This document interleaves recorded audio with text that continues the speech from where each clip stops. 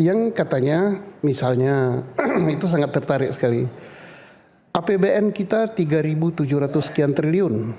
Tetapi duit bank kita yang ngalir itu kepada orang-orang tertentu katanya sampai dengan 5.700 berapa triliun. Berarti lebih besar dari APBN. Tetapi mengapa kredit ini sebesar itu? Justru pertumbuhan ekonominya hanya pertumbuhan ekonomi cukup bagus 5,3%, tetapi kelompok menengah justru berkurang. Kelompok miskin bertambah. Kelompok kaya bertambah kaya. Yang kaya makin kaya, yang miskin makin berarti miskin. ada something wrong. Daya ceritakan yang dibicarakan panjang ya, 5 jam. 4 jam itu ya, di Kertanegara ya, 4 jam lebih dikit lagi. Gimana Pak? Ada cara menyingkatnya yang 4 jam itu. Nah, saya tanya begini Pak berarti. Mungkin masalah yang paling mengena di mata Pak Susno. Kalau saya simpulkan masalah ideologi ada, politik, ekonomi, sosial, budaya, termasuk pertambangan, pertahanan, keamanan ada, termasuk masalah nasional dan internasional karena board of peace itu internasional ya. Oke, saya langsung aja kalau gitu saya tanya langsung Pak. Soal kedaulatan negara, apa yang disampaikan? Beliau contohkan kedaulatan negara bahwa negara seperti tidak berdaulat kalau di hadapan oligarki. Beliau sadap itu ya. Pak Prabowo menyampaikan sendiri oligarki bahasanya. Bahasanya oligarki. Jadi beliau sadap karena beliau kan kita pertemuan itu jangan dikira saya presiden ini sibuk tidak mengikuti medsos katanya. Nah, jadi itu yang mengatakan bahwa kedaulatan diambil oleh oligarki itu beliau. Nah, contohnya apa? Di bidang pertambangan, kemudian di bidang perkebunan dan termasuk juga di bidang kredit perbankan dan sebagainya. Nah, itulah yang beliau tertibkan sehingga program-program beliau itu adalah untuk rakyat gitu, mengarah kepada gelaurat. Kemudian diantar pula dengan pembukaan pertama membangkitkan nasionalisme kita. Untuk apa kita ini? Berbeda boleh, tapi persepsi kita itu adalah untuk negara dan bangsa. Nah, itulah yang diarahkannya. Nah, kemudian pembicaraan berkembang karena kayak TikTok gitulah. Jadi nggak pakai TikTok gitu ya. Kita boleh nyelah beliau bicara gitu. Beliau bicara, kita bertanya, beliau jawab. Kadang-kadang kita yang ngusulkan. Jadi kadang-kadang masuk ke pilkada, masuk ke masalah pertambangan, masuk ke data ekspor, bahwa ekspor kita itu bocornya sekian gitu. Misalnya saya bilang Pak, hasil tambang kita batu bara 750 juta ton setahun. Kata beliau tidak. Tercatatnya 800 juta ton. Tetapi data yang akurat yang dari negara lain yang memberitahu beliau bahwa kami mengimpor dari Indonesia itu ada sekian. Berarti lebih besar yang tidak tercatat daripada yang tercatat. Oh, under invoicing itu. Iya. Baik batu bara, nikel. Korupsi jatuhnya itu, Pak. Ya korupsi iya. Impor ekspor ilegal iya. Dan kalau beliau hitung karena beliau itu dengan perhitungan ya. Kalau ini tidak bocor ya termasuk pajak sawit dan sebagainya, maka duit masuk ke negara itu sampai melebihi dari APBN kita. Lebih dari 3.000 triliun. Lebih. Kalau dari pertambangan kelapa sawit itu dikunci kebocorannya atau seminimal mungkin ditekan. Iya.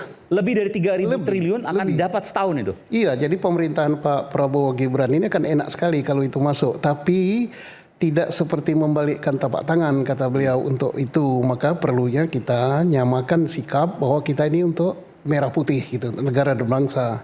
Berbeda boleh, tapi tujuan kita itu. Nah, saya mau tanya Pak, tadi disebutkan oligarki.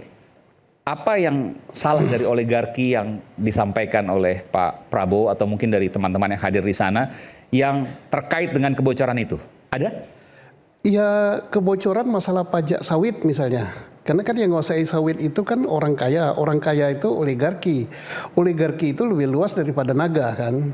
Nah, jadi kalau 9 juta misalnya tidak membayar pajak sawit, itu kan udah berapa? Yang bayar pun bocor gitu kan. Jadi kita kalikan memang luar biasa kekayaan kita. Pertama kami mau menanyakan itu kenapa kita kaya ini negara kaya raya tapi miskin. Tapi setelah beliau buka datanya, justru kita jadi terbalik belajar dengan beliau. Ini datanya. Dan data beliau itu akurat. Yang kita tadinya tahunya akurat dari mana Pak? Karena sumbernya dia sebutkan ini sumber dari misalnya dari China, sumber dari negara lain. Kan akurat kan negara itu yang beli kok. Oke. Jadi alur logikanya masuk tuh ya. Kemudian misalnya masalah kredit perbankan, kan akurat sekali datanya. Jadi dilakukan cross check, misalnya ini sawit. Iya. Sawit ekspornya ke China misalnya. China misalnya ya. Lalu timnya Pak Prabowo mengecek ke China. Iya, data impor kita misalnya 360. data impor kita misalnya 1.000. Dicek. Data impor kita misal ya 1.000, tapi angka dari beliau kan ada itu. Karena dari BI dan dari Kementerian Perdagangan, Bea Cukai. Kemudian data dari negara itu, oh tidak, kami beli dari negara Anda sekian. Nah, ini kan mau membantah gimana lagi kan? Tidak mungkin data mereka bohong. Ya. Nah itu ada semua di beliau, termasuk data-data kredit perbankan yang katanya misalnya itu sangat tertarik sekali. APBN kita 3.700 sekian triliun. Tetapi duit bank kita yang ngalir itu kepada orang-orang tertentu katanya sampai dengan 5.700 berapa triliun. Berarti lebih besar dari APBN. Tetapi mengapa kredit ini sebesar itu justru pertumbuhan ekonominya hanya pertumbuhan ekonomi cukup bagus 5,3%, tetapi kelompok menengah justru berkurang. Kelompok miskin bertambah. Kelompok kaya bertambah kaya. Yang kaya makin kaya, yang miskin makin berarti miskin. Ada something wrong. Dan ini sudah dibenahi oleh beliau. Jadi bukan akan. Jadi, apa kaitan dengan kredit perbankan? Artinya kredit perbankan hanya muter di orang-orang kaya saja? Iya kira-kira begitulah. Bahkan bukan kaya, orang super kaya? Ya, sehingga nanti kita cukup puas lah untuk bangsa Indonesia dengan kebijakan beliau bahwa kredit-kredit itu tidak bisa kepala direktur ya banknya. Direktur bank itu langsung gitu-gitu aja. Sepersetujuan beliau. Beliau kendalikan langsung. Oke. Tapi soal cerita ini apakah ada tindakan konkret misalnya proses hukum, kemudian membongkar, menyampaikan ini ke publik dan seterusnya? Menyampaikan ke publik mungkin sudah sering ya. Tetapi kadang-kadang telinga ini terlalu banyak informasi di luar, kita nggak dengar gitu. Tapi begitu kita dipanggil, beliau cerita, kemudian beliau mendengarkan, ini suatu komunikasi yang sangat-sangat bagus. Cuma data detailnya kan kalau Bapak tadi saya dengarkan, ya. Kalau Pak Susno dan kawan-kawan tadi terkejut, artinya memang belum pernah diungkapkan data-data itu. Oh mungkin sudah sering, tapi saya yang telinga saya mungkin nggak dengar gitu kan, karena terlalu banyak hoak-hoak yang saya terima gitu kan. Tapi kalau ini kan tidak hoak ya. Data beliau paparkan dan hebatnya itu yang presentasi beliau sendiri kok. Jadi tidak nyuruh menteri, ini menteri justru duduk manis begini di belakang gitu. Beliau sendiri yang pakai. Ada menteri? Ada menteri pertahanan, ada menteri luar negeri, ada menteri sekretaris negara, ada badan komunikasi Badan komunikasi pemerintah. Kepresidenan, ada juga wamen gitu, banyak gitu. Oke. Tapi yang presentasi beliau langsung gitu. Jadi hebatnya beliau gitu. Data di luar kepala semua. Enggak. Ada di situ. Tapi sistematisnya ada di sini. Langsung dia keluarkan slide nomor sekian, keluarkan slide nomor sekian. Jadi luar biasa. Artinya itu sudah sering dipresentasikan. Hanya mungkin sampai ke saya, sampai dengan teman-teman itu kurang. Dan ini model komunikasi ini bagus. Dan pada waktu penutup itu kita katakan, Pak ini bagus sekali. Ini kami baru mendengar. Yang tadinya misalnya persepsi kami terhadap Badan Perdamaian itu negatif, tapi setelah Bapak paparkan mengapa itu dibentuk dan sebagainya, itu bagus sekali. Nah, kita sarankan Pak, kalau misalnya organisasi Islam itu bagus Pak, langsung beliau perintahkan sesegera mungkin. Nggak tahu. Bagus Pak.